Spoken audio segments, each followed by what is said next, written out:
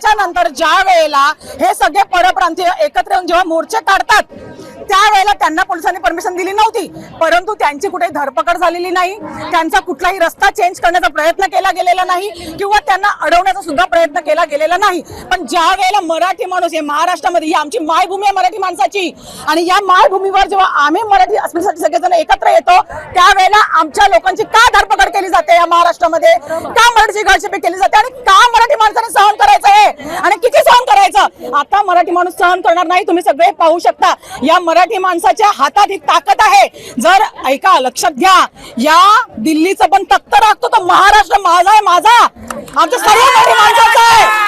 आणि या जगभरात जर भारताची ओळख असेल ती फक्त मुंबई आणि महाराष्ट्रामुळे, मराठी माणसामुळे, हे कोणीच विसरायचं नाही।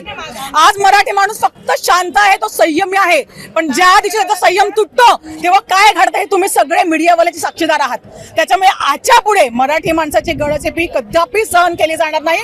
जर परप्रांतीयांना महाराष्ट्रामध्ये राहायचं आहे तर मराठीचा आणि मराठी माणसाचा सन्मान त्यांना करावाच लागणार। जय महाराष्ट्र।